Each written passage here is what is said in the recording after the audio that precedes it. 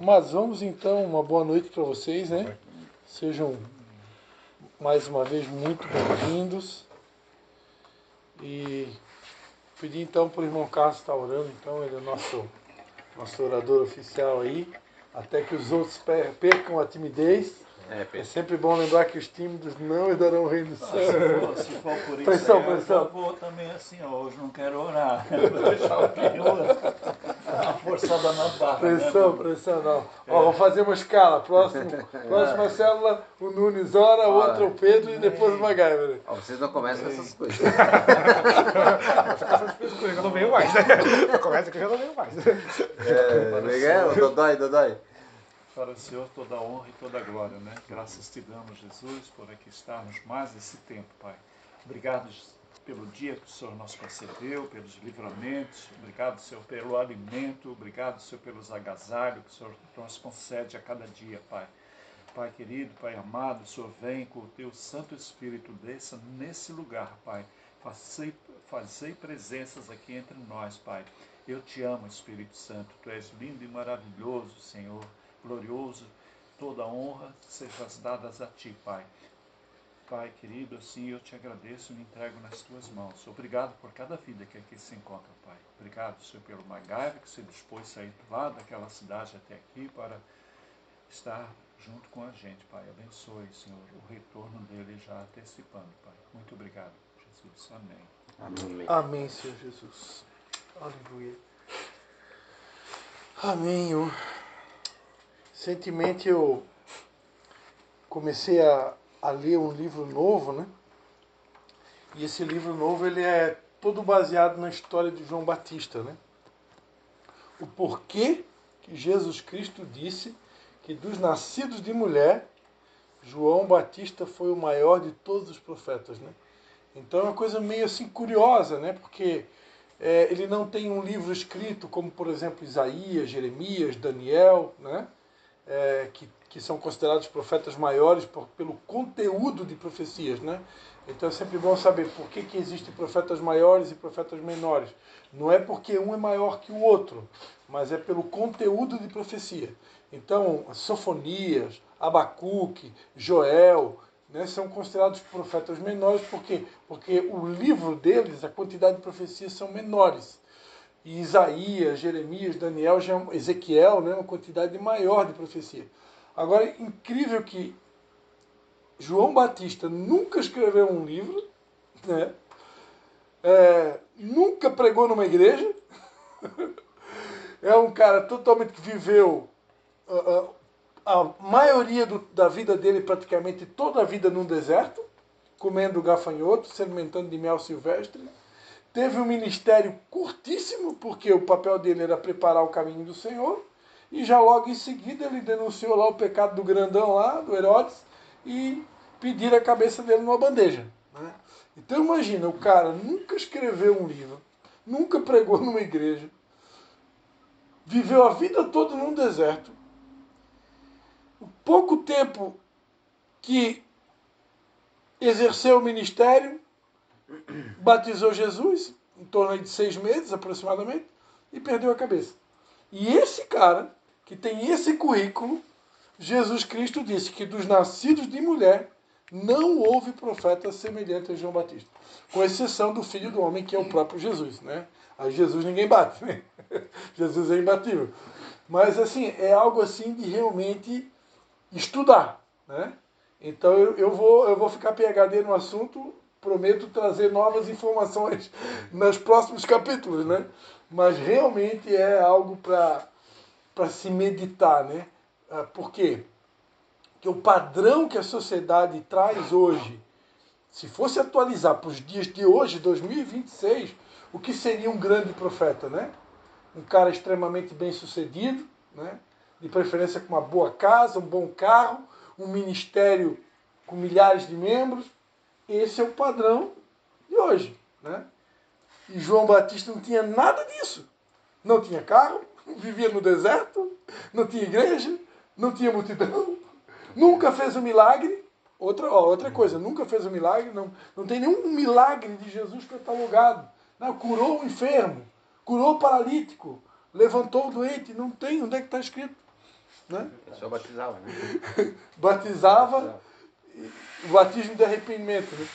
Então é algo incrível, assim, como que Jesus, ele enxerga de uma maneira muito diferente de como nós enxergamos ou como o mundo enxerga hoje como sendo um padrão de modelo, né, de alguém que é considerado bem-sucedido.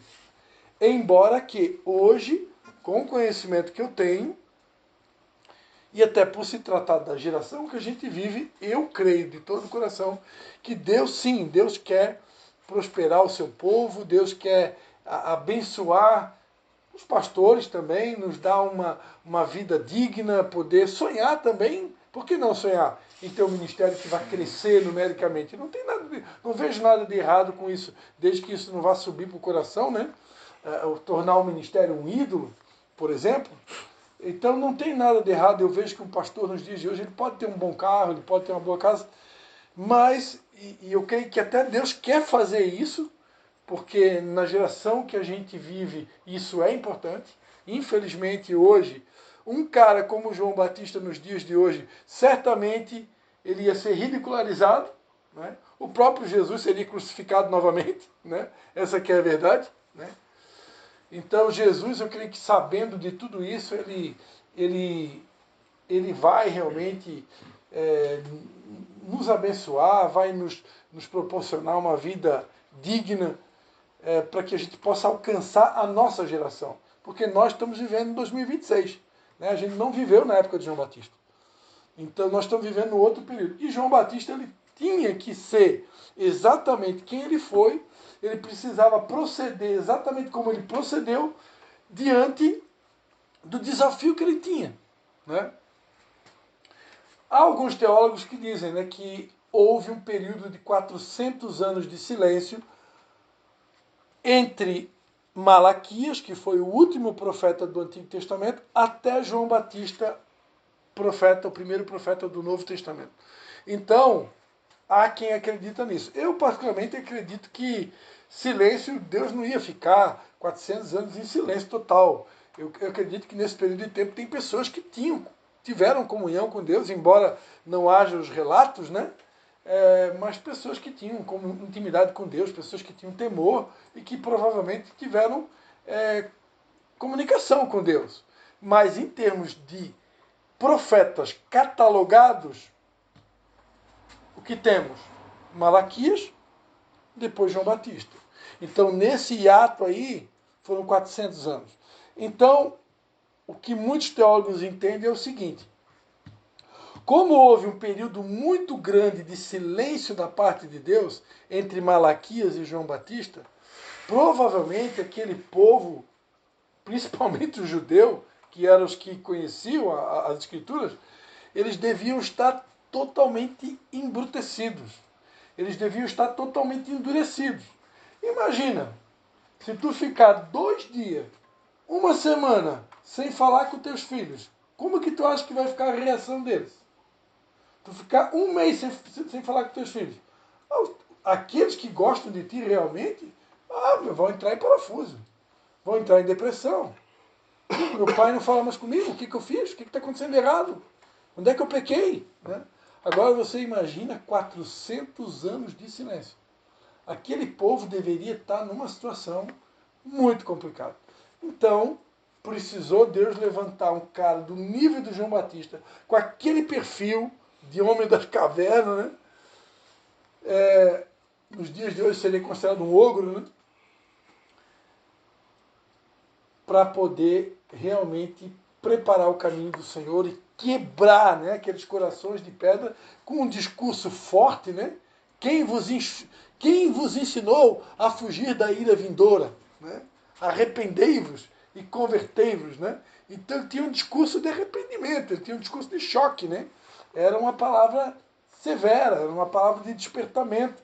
E Deus precisou de alguém com aquele perfil para poder realmente quebrar aquela parede de pedra que representava o povo judeu à época, para quando Jesus entrasse em cena, e aí tem aquela famosa frase de João Batista, que também já virou música, né?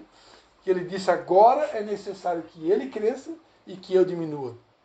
Eu sou apenas um amigo do noivo, mas ele é o noivo. Né? Então, quando o noivo entrou em cena, João Batista tirou o time de campo. Disse: a partir de agora é necessário que ele cresça e eu diminua. Então, João Batista soube sair de cena na hora que ele precisava sair de cena. E aí Jesus, ele pega o povo dali para frente, né? Inclusive, Jesus pregou até para os discípulos de João Batista, né? Então, o caminho foi preparado, né? O povo já estava um pouco melhor preparado. Tanto é que alguns judeus aceitaram a mensagem de Cristo, né? Mas, só atualizando vocês aqui, é sempre bom lembrar, né, que de todas aquelas milhares de pessoas que Jesus Cristo curou e fez milagre, o Evangelho de João diz que se fosse tudo catalogado, os milagres que Jesus fez, não caberia num livro, não caberia. Significa que Jesus fez muito mais milagres do que está escrito, mas mesmo assim, de toda essa multidão que foi beneficiada pelo ministério de Jesus, sobraram apenas 120 pessoas. A Bíblia diz que lá no dia de Pentecostes estavam reunidos no cenáculo aproximadamente 120 pessoas, esperando a descida do Espírito Santo. Ou seja, todo o ministério de Jesus se resumiu em 120 pessoas. Só que tem um detalhe, né? Isso porque ele ressuscitou, né? E ele apareceu para alguns, né? E ele disse: esperar em Jerusalém até que do alto vocês sejam revestidos de poder. Se Jesus não tivesse ressuscitado, meu amigo, não tinha sobrado nada. Né? No dia da crucificação, só estava João e Maria Madalena e Maria. Só tinha 3 ali, do lado dele. De toda aquela multidão, ficou 3. E aí, como ele ressuscitou, apareceu para alguns apóstolos, andou lá com os discípulos no caminho de Emaús. Aí, com toda essa movimentação, aí então foi desperto ali, principalmente os apóstolos, né, que provavelmente ativaram mais alguns e conseguiram reunir 120, que ficaram ali firmes até a descida do Espírito Santo. Né? E depois que foram tomados pelo Espírito Santo, aí a igreja em si ela começou. Né? Aí a igreja começou dali por diante, porque aí, pelo poder do Espírito Santo, eles foram ativados. Até então, eu fiz toda essa introdução para dizer para vocês que eu separei para a gente começar aqui, para a gente cantar uma música. Essa música é Ele, né? Que foi uma música que marcou o ano de 2025 na igreja brasileira, e ela é totalmente inspirada na vida de João Batista. Né? A letra da música diz: estou preparando um caminho, endireitando as veredas, e cada vez mais diminuindo, porque importa que ele cresça.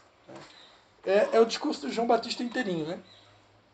E eu costumo dizer que nós somos os Joões Batistas dessa geração. Que, a exemplo de João Batista, que teve o desafio de preparar a primeira vinda de Jesus, nós somos aqueles que estamos preparando a segunda. Amém? Essa é a única diferença. Ele preparou a primeira, nós estamos preparando a segunda. Então, amém? Assim, é interessante essa colocação de João Batista, mas eu ouvi assim, uma ministração em cima desse homem que foi considerado o maior, né? Ele preparou, né? O caminho. Né? O caminho para o Senhor, né? Jesus. E interessante na época que ele estava para nascer, né? Isabel era? Sim, né? Isabel era prima de Maria. Maria, né? E ali, quando elas tiveram contato, o ventre. Os dois, né? Os dois já tiveram uma química. Já tiveram uma conversa ali. Coisa de Deus, né? De Deus, né? Muito, muito. Fabuloso, trabalhar de Deus, né? Exatamente. Fabuloso. Exatamente. Já começou no ventre, né? Já rolou uma química. Vamos adorar a Deus então, amém?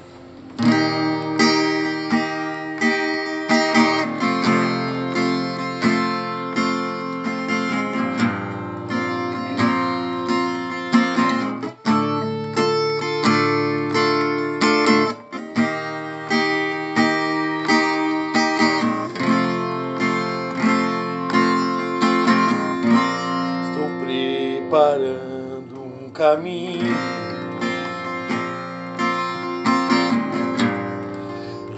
endireitando as veredas, cada vez mais diminuindo.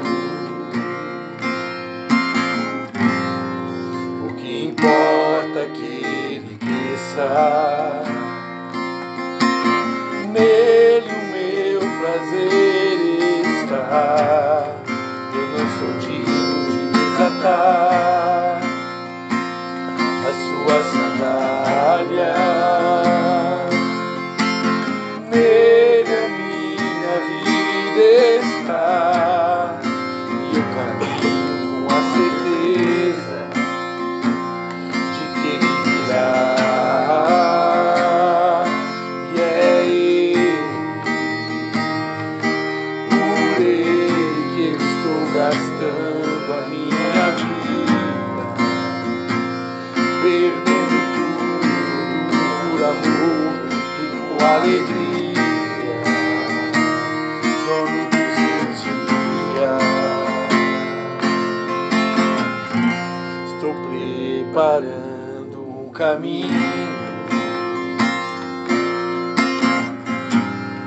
endireitando as veredas, cada vez mais diminuindo. O que importa é que ele cresça, nele o meu prazer está. Eu não sou digno de desatar as suas sandálias, nele a minha vida está, e eu caminho com a certeza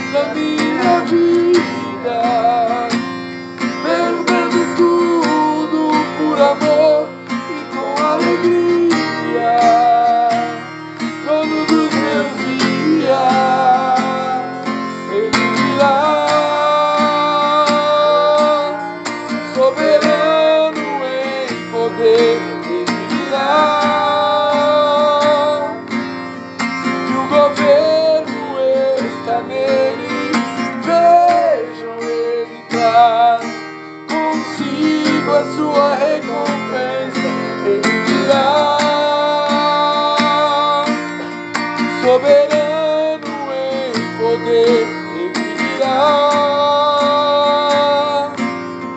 O governo está nele, vejo ele traz consigo a sua recompensa, e é ele,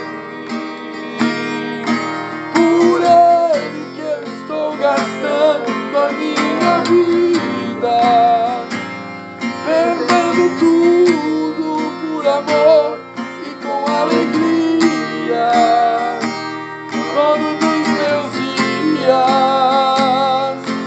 E é ele,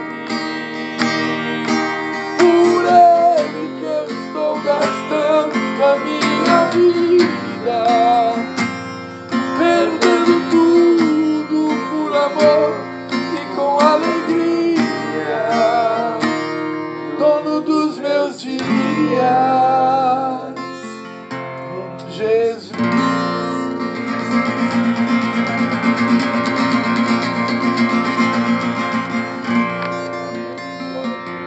Sim, Senhor Jesus. É por ti, Senhor Jesus. É por ti, Senhor Jesus. Nós estamos reunidos nesse lugar, Senhor. É por ti que nós vamos gastar as nossas vidas, Senhor. Vamos gastar e nos deixar gastar. Até o último dia, enquanto houver fôlego de vida. Tua palavra diz tudo quando tu tem fôlego. Louve o Senhor. Enquanto houver fôlego de vida em nós, nós daremos a ti toda a honra, toda a glória, todo o louvor. Tudo que temos, tudo que somos, será oferecido a ti, Senhor. Porque sabemos que dele, por ele, do Senhor e pelo Senhor e para o Senhor são todas as coisas. Glória, pois, somente a ti. Não a nós, Senhor, não a nós, mas somente ao teu nome seja toda a honra, toda a glória, todo o louvor. Cordeiro de Deus que tira o pecado do mundo. Aleluia. Você pode dar um aplauso para Jesus aí, amém?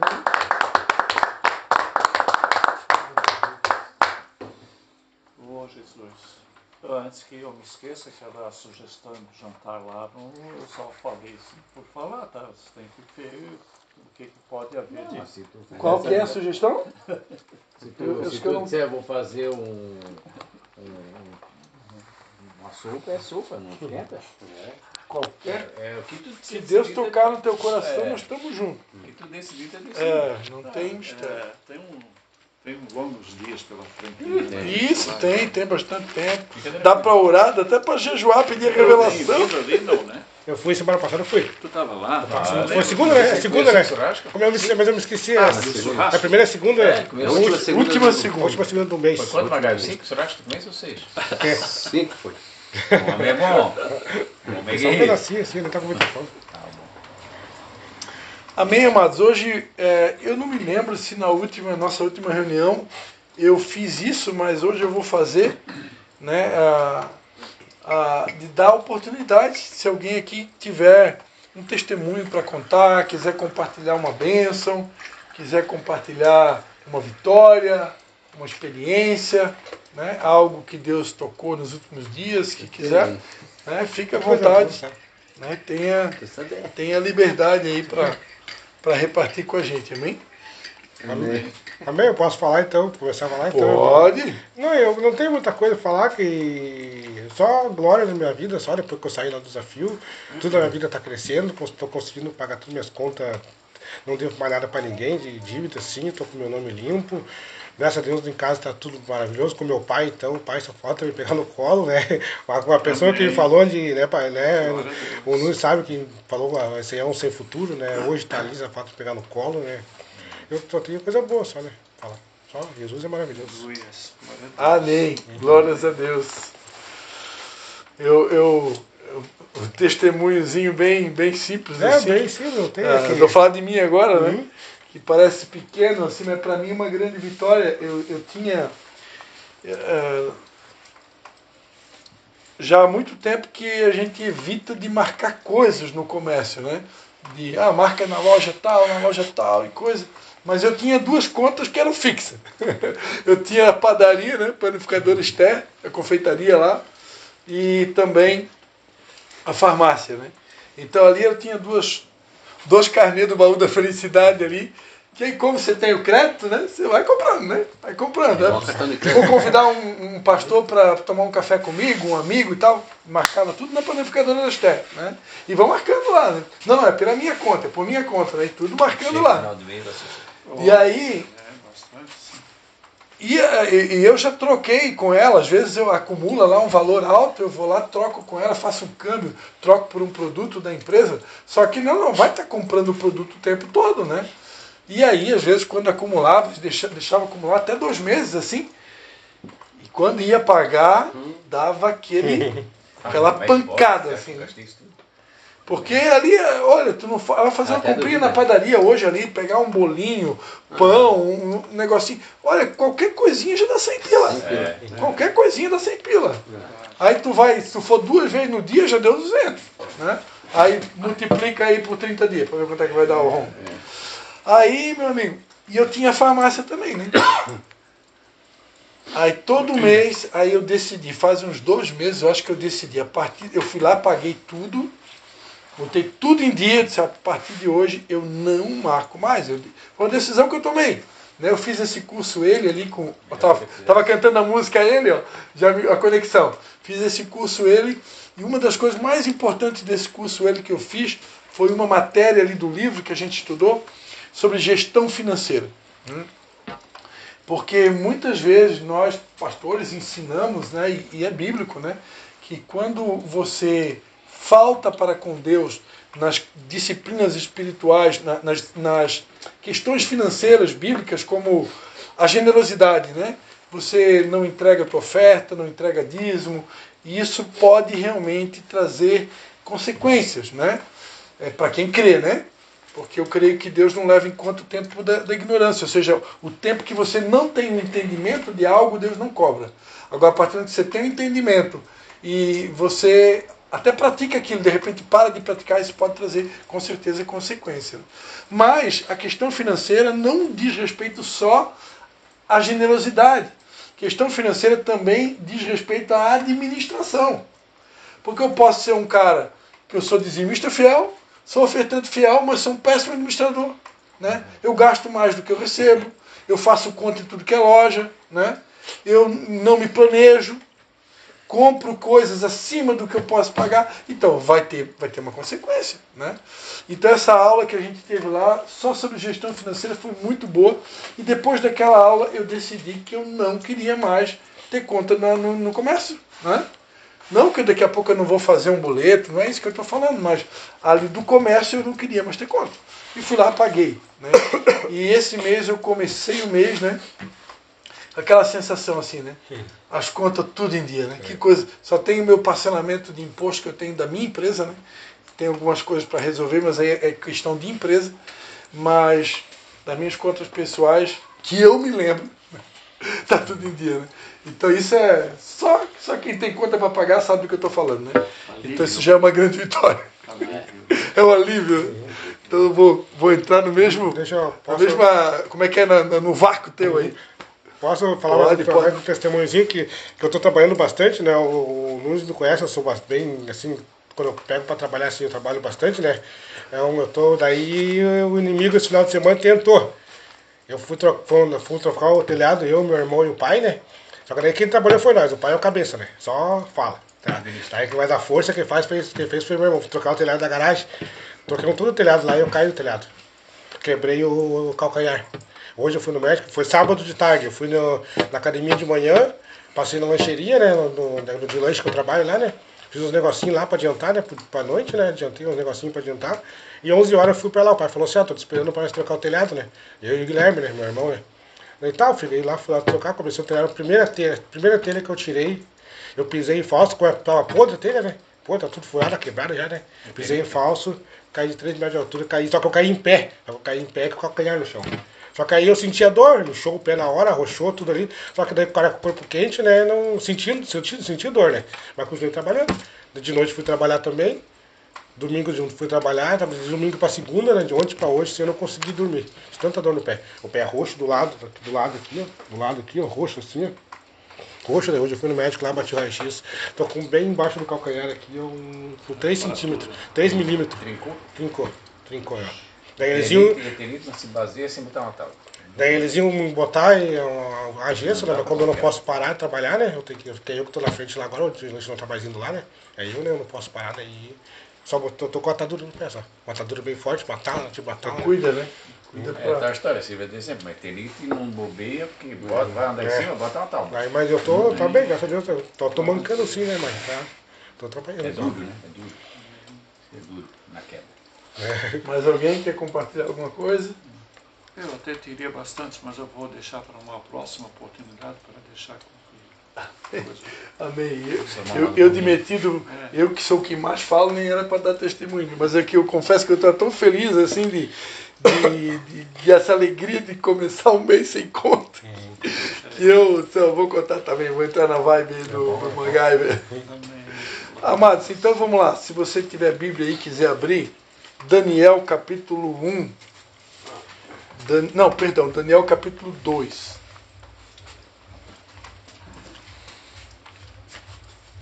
Estava orando a Deus e pedindo uma palavra para essa noite. E Deus então me deu Daniel capítulo 2. A gente vai ler versículo 20 até o 22. É Novo Testamento, né? É antigo, né? Antigo. 2. Daniel. Interpreta o sonho de Nabucodonosor. Daniel, Daniel capítulo 2. Daniel capítulo 2, versículo 20, tá? Versículo 20. Isso.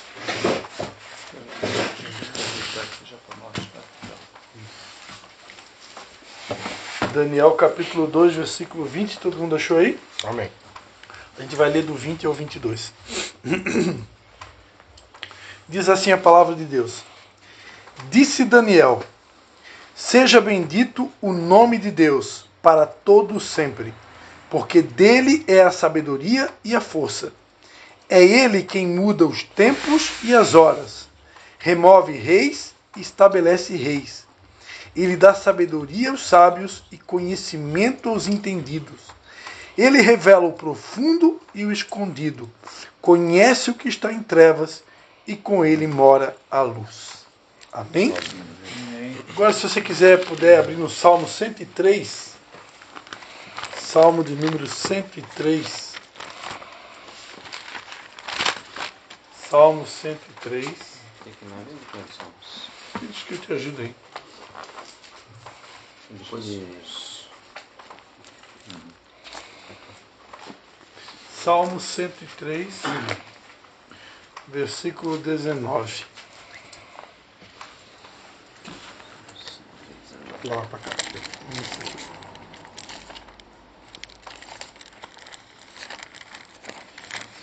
103.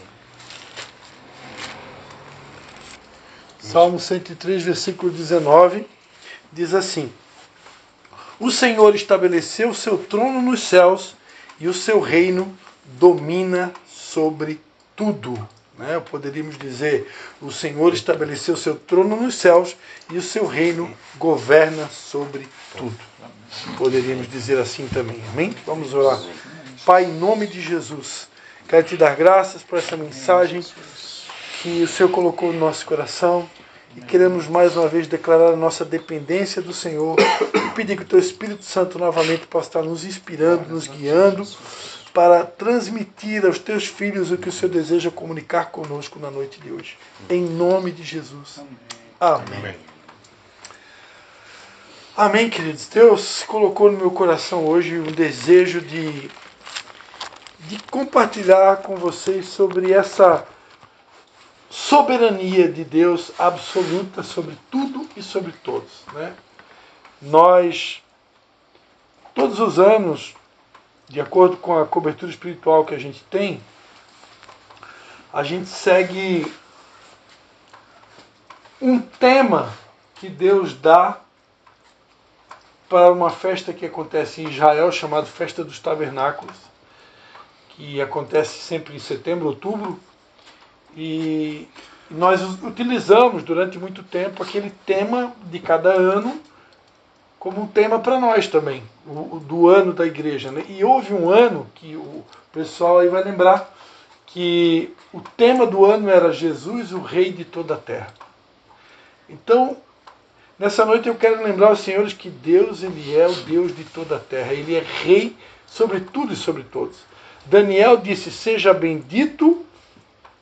disse Daniel, seja bendito o nome de Deus para todo sempre, porque dele a sabedoria, a força, é ele quem muda os tempos, as horas, remove reis, estabelece reis, dá sabedoria aos sábios, conhecimento aos entendidos, é ele que revela o profundo e o escondido, conhece o que está em trevas e com ele mora a luz. E o Salmo 103 diz, ele reina sobre todos os reinos, né? O seu trono está estabelecido nos céus. E o reino dele domina sobre tudo.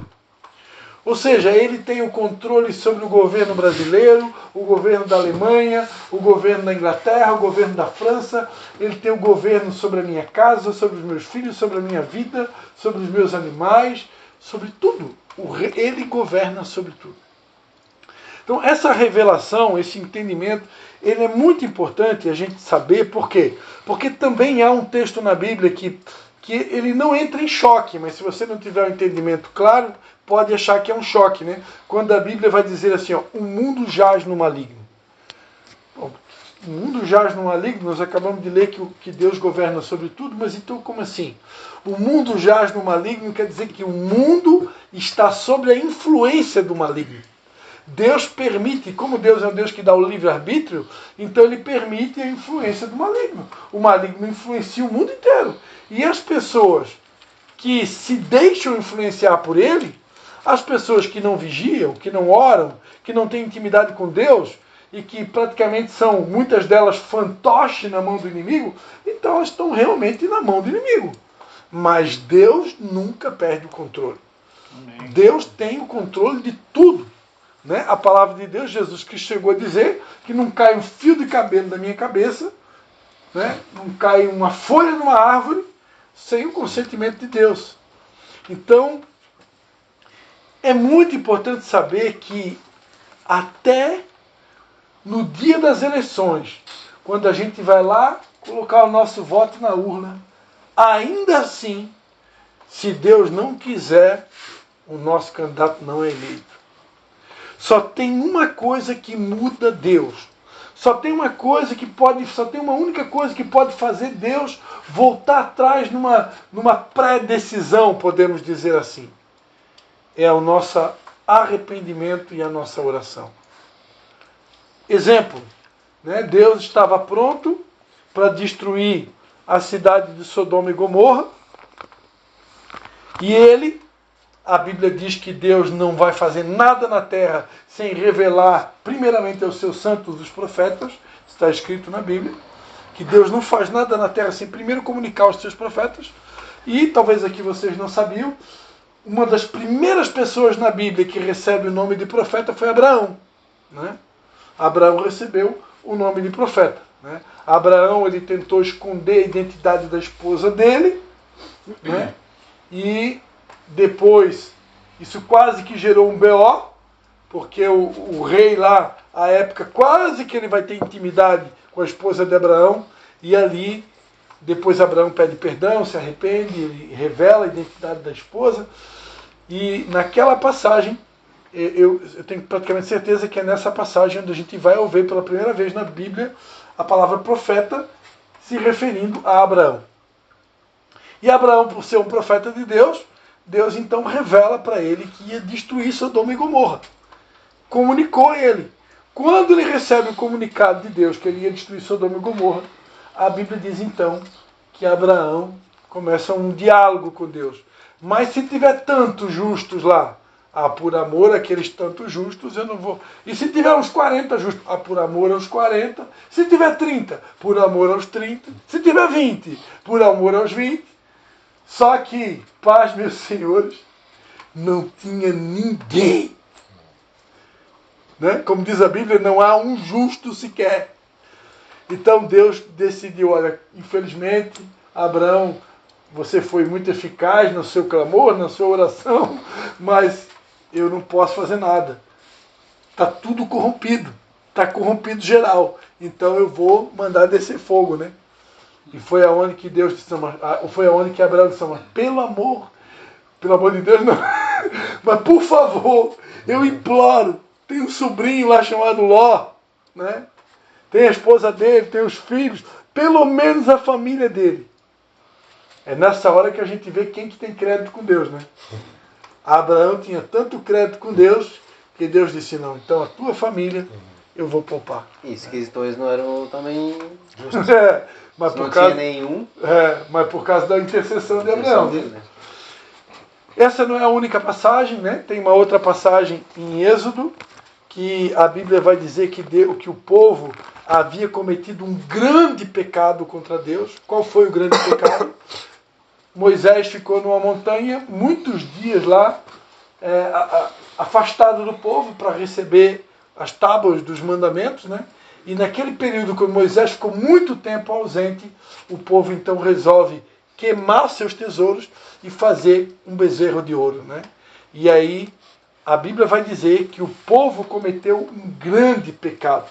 Por isso que eu gosto de dizer que eu não acredito nessa teoria de que pecado é pecado, que tudo é igual. Eu acredito que tem pecadinho, tem pecado e tem pecadão.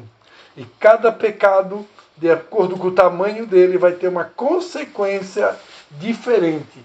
E quando a Bíblia vai dizer este povo cometeu grande pecado, né, construindo um bezerro de ouro, isso me faz crer que idolatria para Deus é considerado um grande pecado. Né? Então, Se não tivesse diferente pecado, ele nem usava. aí aqui eu vou abrir um parênteses aqui, eu vou ser bem leve.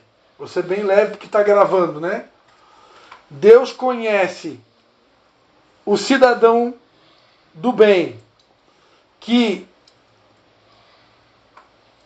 assiste um jogo de futebol como um hobby, como um lazer, como um passatempo, e Deus conhece aquele que idolatra o futebol e que idolatra o jogador e que idolatra até uma seleção.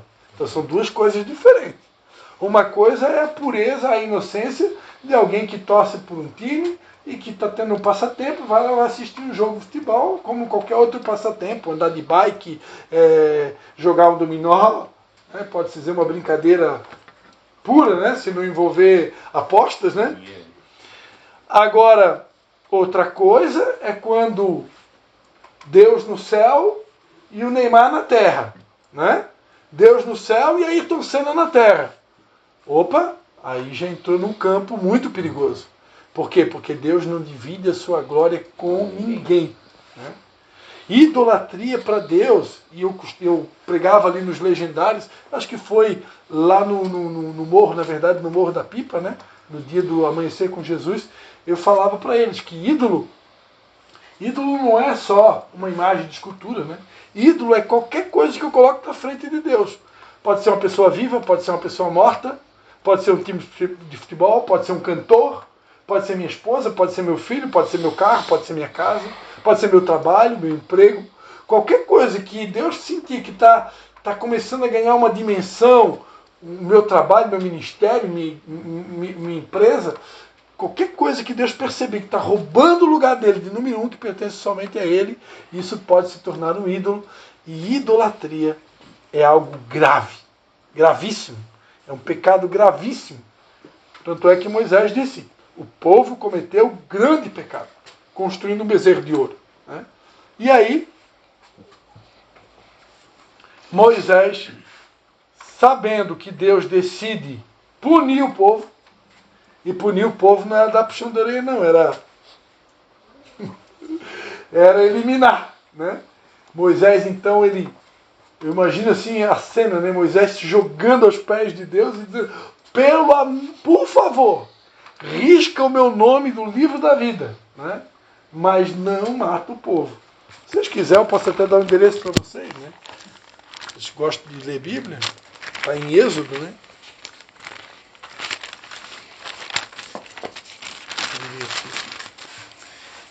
Êxodo 32, versículo 30. Amém. Deixa eu ir. Hoje estão bom de Bíblia aí, né? É o 32, versículo 30. Acho que 30, deve ser mais para cá, né? Eu 30, né? Isso, versículo 32. 30. Aqui, ó. Show? No dia seguinte, Moisés disse ao povo: Vós cometestes grande pecado. Agora, porém, subirei ao Senhor, porventura farei propiciação ou expiação pelo vosso pecado. Assim tornou Moisés ao Senhor e disse: Ó, este povo cometeu grande pecado, fazendo para si deuses de ouro. Agora peço-te, perdoa o seu pecado, ou se não, risca-me do livro que escreveste. Olha o que Moisés faz aqui. Moisés, ele disse: Senhor, perdoa o pecado do povo. Se tu não perdoar o povo, risca o meu nome do livro da vida. Olha que cara macho. Cara, não é fraco, não. O cara é cabra macho. Né? Corajoso. Risca o meu nome, mas por favor, perdoa o povo. Então disse o Senhor a Moisés: aquele que pecar contra mim, a este riscarei do meu livro. Agora vai e conduz este povo para o lugar que te tenho dito, e o meu anjo irá diante de ti. Porém, no dia da minha visitação, punirei o pecado deles. E o Senhor feriu o povo por causa do que fizeram com o bezerro que Arão fabricado. Né? Moisés conseguiu ganhar um tempo. Ganhou um tempinho, mas não. Conseguiu ganhar um tempo, né? Ganhou um tempo, né? Mas a oração, né? A gente viu o exemplo de Abraão, a gente tem o exemplo também do rei Ezequias, poderia citar o exemplo do rei Ezequias, que quando o profeta Isaías pede para ele colocar a casa em ordem, porque senão ele morreria, ele entra em arrependimento, e a partir do momento que ele entra em arrependimento, o profeta Isaías tinha ido embora já, deu o recado, foi para casa, no meio do caminho Deus já falou com o profeta Isaías: volta lá e avisa para ele que eu estou dando mais 15 anos para ele. Então, quando há arrependimento, oração sincera é a única coisa que pode mudar o coração de Deus. Mais uma prova na Bíblia, 2 Crônicas 7,14. Se o meu povo, que se chama pelo meu nome, se humilhar e orar, e buscar a minha face, e se converter dos seus maus caminhos, então eu os ouvirei dos céus, perdoarei os seus pecados e sararei a sua terra. Então, quando há joelho no chão, cara no pó, arrependimento, quebrantamento, né? A palavra de Deus diz que há um coração quebrantado, não resistirá o Senhor Deus. Então, um coração quebrantado move a mão de Deus. A única coisa que move a mão de Deus, porque nós lemos aqui, Ele é que estabelece reis, Ele é que destitui reis, é Ele que controla tudo, Ele que governa sobre tudo e todos. O seu trono estabeleceu no céu e de lá Ele governa tudo. A única coisa que pode mudar o coração de Deus, né, não é meu voto, não é carinha de triste, não é fazendo carinha de coitado, né, andar de chinelo de dedo na rua para mostrar que é pobre. Desculpa aí, né, a falsa humildade, né? Entendeu, né? Não é isso que toca o coração de Deus. O que muda Deus é o nosso quebrantamento. O que muda Deus é um coração quebrantado, é o arrependimento. Eu me arriscaria a dizer até o jejum, se for mal intencionado, se não for com a motivação correta, né? Deus pode desconsiderar. Até porque, biblicamente, o verdadeiro jejum é ajudar o necessitado, é estender a mão para o nu, é cobrir o nu, ajudar o pobre, né? Quem dá ao pobre empresta a Deus, né? Então Deus tem um negócio com o pobre, Deus tem um negócio com o órfão, Deus tem um negócio com a viúva, Deus tem um negócio com o profeta e Deus tem um negócio com o rejeitado. São classes de pessoas que Deus tem um negócio, Deus tem um carinho especial, né? Deus não faz acepção de pessoas, mas essas classes aí não tocam no pobre, não toca no necessitado, não toca no órfão, não toca na viúva, não toca no profeta, não toca no desprezado, porque vai vai encontrar problema com Deus. Porque Deus tem um negócio com essas pessoas, né? Tanto é que está escrito lá em Provérbios 31, né? Abre a tua boca, né? Em favor do pobre, em favor do necessitado, em favor daqueles que não têm voz. Abre a tua boca em favor deles. Luta por eles, porque Deus está com esse povo. Amém? Amém. Amém. Então, amados, Deus ele tem o controle de tudo, né? Eu gosto de uma expressão de Isaías 40, né? Isaías 40, que diz que no versículo 22, né, que ele está assentado sobre o globo da terra, sobre o círculo da terra, cujos moradores são para ele como gafanhotos, né? Nós somos como um insetinho, né? Um insetinho diante da grandeza. Uma passagem que o estrado dos pés É. terra, né? Tem. Exatamente, tem. Né? E tem um outro texto também que diz aqui, também Isaías 40, se eu não me engano, que diz que na verdade o povo é erva, né? Seca-se a erva soprando nela o hálito do Senhor. Então Deus compara a gente com aquela ervinha, né? Aquele farelinho ali da erva de chimarrão, né? Aquele farelinho ali, ó. Isso aqui que a gente representa, é um farelinho diante da grandeza de Deus, né? É um farelinho, né? Então, ele é o governador de todo o universo. Ele reina sobre tudo. Lula não estaria fazendo o que está fazendo sem o consentimento de Deus. Alexandre de Moraes não faria nada do que fez até aqui sem o consentimento de Deus, né? Inclusive a Bíblia diz que quem endureceu o coração de Faraó para não deixar o povo de Deus sair do Egito foi o próprio Deus. A Bíblia diz em Provérbios: como ribeiros de água são o coração do rei na mão do Senhor. A tudo que ele quer, ele inclina. Então Deus tem poder. Deus então agora interfere no livre-arbítrio do homem? Não necessariamente Deus interfere no livre-arbítrio, porque a Bíblia está cheia de textos que deixam bem claro que Deus dá a liberdade para o homem fazer escolhas, né? Exemplo, Caim e Abel. Caim ficou com inveja do irmão, queria tirar a vida dele. Deus foi lá e confrontou. Não faça isso. Você tem poder para se dominar, se controla. Adiantou? Não adiantou. Ele foi lá, tirou a vida do irmão, mas foi avisado antes, né? Ou seja, ele tinha poder de escolha? Tinha, né? Quando Jesus disse para os discípulos, todo mundo começou, quando Jesus disse, quem não come da minha carne, quem não bebe do meu sangue, não tem pacto comigo. Todo mundo começou a ir embora. Todo mundo começou a ir embora. Não, isso aí é discurso de canibalismo. Não, isso aí, esse cara aí é meio fora da casinha. Até aqui eu segui o cara, mas agora não quero mais saber de seguir esse cara, não. Aí Jesus olhou para o restante, para Pedro: e vocês? Vocês querem ir embora também? Aí Pedro olhou assim: não, Senhor, para onde nós iremos? Se só tu tens as palavras de vida eterna. O que Jesus fez ali? Jesus deu uma escolha para eles. Então a Bíblia está cheia de textos, né? Deuteronômio diz: coloco diante de ti a vida e a morte, a bênção e a maldição, né? Em outras palavras, o caminho estreito e o caminho largo. Escolhe o estreito, escolhe a vida. Então a Bíblia está cheia de textos que mostram muito claro que Deus nos dá poder de escolha. De manhã cedo, quando tu acorda, tu vai no teu guarda-roupa, tu pode escolher a roupa que tu quer botar. Tu tens uma escolha para fazer. Quando tu vai comprar comida no mercado para tu fazer teu almoço, tu escolhe o que tu quer comer, uma comida mais saudável, ou tu quer comer só... Bife parmegiana. Então, alguém que comeu bife parmegiana. Então a gente pode fazer escolhas. Porém, Deus tem poder para intervir no que Ele quiser. Se Ele quiser, Ele pode intervir a qualquer momento.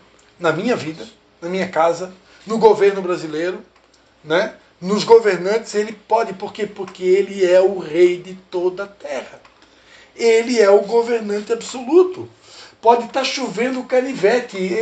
Deu um terremoto lá na Venezuela. Ele tem coisas que Deus não vai interferir. Até porque já está escrito, né? Está escrito que vai acontecer. Então aquilo que já está escrito que vai acontecer, ninguém pode impedir, né? Ninguém vai conseguir mudar o que já está escrito. que os últimos dias haveriam rumores de guerras, terremotos em vários lugares, nação se levantaria contra nação, haveria fome, doenças, né, incuráveis, o amor de quase todos esfriaria, ou seja, vai haver um esfriamento do amor. Então aquilo que está previsto ninguém vai poder impedir, né? Agora, se Deus quiser intervir, ele pode. Por quê? Porque ele é o rei de toda a terra, né? Agora, como a gente falou agora, como ele deu o livre-arbítrio para o ser humano vai lá, por exemplo, constrói uma casa na beira do rio, num lugar que vai enchente. Aí depois vem a enchente e o cara vai reclamar com Deus. Será que tu não sabia que a tua casa está no lado do rio e que tu mora num lugar que vem enchente? Ou subir num telhado, não sabia que a telhita é podre? Então tem coisas que, tipo, não adianta questionar Deus. E ele dá o livre-arbítrio e ele te mostra qual é o caminho para te seguir. E ele ainda te dá a dica. Ainda te dá a dica, vai para ali, ó. Mas Faz isso. Não, vou subir Faz aqui isso. que Não tem perigo. É. Não tem perigo. Ó, Então, amados, eu quero encerrar essa palavra. Essa palavra é só um lembrete. É sempre uma regra. Essa palavra é só um lembrete que nós precisamos de tempos em tempos recordar. Eu penso que isso é muito importante. A gente lembrar que Deus nunca perde o controle. Nunca perde o controle. Né? Quando acontecem coisas ruins, quando acontecem algumas coisas que fogem do nosso plano, e algumas delas que são até tristes, a gente pensa assim, não, meu Deus, o mundo jaz no maligno, o capeta está solto, olha aí, o capeta. não adianta mais nada. Né? Não, Deus está no controle. Deus não está no controle. E outra coisa que sempre que a gente lembra, ou alguém lembra a gente, que é muito bom de ouvir o que eu vou falar agora, é nunca esquecer que Jesus está no barco. Jesus está no barco. Ou seja, eu estou passando por uma tempestade. Fica tranquilo, ele está no barco. Na hora certa, ele acalma a tempestade. Né? Porque ele está o tempo todo no barco. É no último segundo. No último segundo, nos 45 do segundo tempo, quando você já está quase jogando a toalha, ele só está esperando a gente invocar o nome dele. Porque está escrito, né? Todo aquele que invocar o nome de Jesus será salvo. Então, às vezes a gente consulta, né? Vamos falar do mundo, né? O cara consulta o cara que joga o tarô, ele consulta a cartomante, né? Ele consulta o pai de santo, ele faz negócio com não sei o que lá, com como é que chama aquela rainha do mar, né? Consulta o Iemanjá. Iemanjá. E o cara vai batendo em tudo que é porta. E parece que Deus chega por último, né? Aí Deus vai dando corda, né? Vai te enforcando aí. Consulta os signos. Os signos. Né? Hoje tá bom. E aí, por último, e assim o crente também. O crente não faz essas coisas, mas ele tem outros atalhos, né, que ele pega. Né? Eu já estou no ritmo do teatro aí, ó. Ele pega outros atalhos, né? Aí Deus vai dando corda, vai esperando até onde é que a gente consegue ir, sem reconhecer que tudo que a gente precisa é se jogar aos pés dele e dizer: filho de Davi, tem misericórdia de mim, né? Porque é isso que ele está esperando, né? Que a gente se humilhe, né? Humilhai-vos debaixo da potente mão de Deus, para que a seu tempo ele vos exalte. No tempo dele ele vai nos exaltar. Isso aí é fato, porque ele não é homem para mentir, nem filho do homem para se arrepender. Mas ele está esperando a gente se humilhar. Ele está esperando a gente reconhecer, ó, quem é o rei aqui. Quem que é Deus aqui, quem que manda aqui. Né? Então ele é pai, mas ele é Deus. Ele é pai, mas ele é rei. Ele é pai, mas ele é Senhor. Então a gente tem que estar o tempo todo lembrando, né? Ele é pai, mas ele também é Senhor. Ele é pai, mas ele também é rei. Ele é pai, mas ele é Deus. Né? Então, que a gente pode às vezes esquecer, né? Desse pequeno grande detalhe, né? Que ele é o Senhor dos senhores e rei absoluto de toda a terra. É ele que muda tempos, horas, estações, remove rei, destitui rei, revela o escondido, conhece quem está em trevas, ele sabe tudo e conhece tudo. Amém? Amém. Vamos orar a Deus, agradecer por essa palavra. Amém? Deus quis nos lembrar nessa noite que Ele tem o controle de todas as coisas. Ele não perdeu o controle. Ele tem poder para mudar todas as circunstâncias. Ele só está esperando se levantar uma igreja que ora. Ele está esperando se levantar um país que reconheça que Ele é rei sobre esse país. Um país que reconheça que precisa dele, né? Que precisa, porque o que vai mudar ele é o nosso arrependimento, é a nossa oração. Se o povo não se voltar para Deus, reconhecer, clamar a Deus por misericórdia, Deus sara o Brasil, Deus tem misericórdia do Brasil, sinto muito. As próximas eleições, quem sabe vai até piorar, porque a única coisa que muda a Deus não é voto. O que muda a Deus é arrependimento, jejum, oração e lágrimas, né? E quebrantamento. E isso move o coração de Deus. E isso pode fazer com que a gente tenha uma esperança, né? De um futuro para os nossos filhos, um país melhor. Amém? Amém. Pai, em nome de Jesus, nós queremos te dar graças, Pai, por essa mensagem que o Senhor nos deu nessa noite, por estar nos lembrando que o Senhor jamais perde o controle, Pai. O teu reino governa sobre tudo e sobre todos. Tu és soberano absoluto, Rei de toda a terra, Pai. Em nome de Jesus, nós queremos nos humilhar debaixo da tua potente mão na noite de hoje, Pai. Reconhecendo que tu és Rei, tu és Senhor, tu és Deus sobre as nossas vidas. E te pedimos, como igreja aqui reunida, como homens aqui reunidos, Senhor, tem compaixão do nosso país, Pai. Abre os olhos dos cegos, Pai. Ó, Pai, abre os ouvidos dos surdos, ó Pai. Desperta os que estão adormecidos e ressuscita os mortos espirituais da nossa nação, Pai. Tem misericórdia, Pai, de tanta corrupção, de tanto engano, de tanta idolatria, de tanta mentira, de tanta podridão, Pai, de tanta injustiça, Senhor. E faz valer a tua palavra que diz, Pai, que bem-aventurados os que têm sede e fome de justiça, porque serão fartos, Pai. Oh Deus, que nós possamos ser fartos da tua justiça no nosso país, ó Pai, que carece de justiça, Pai.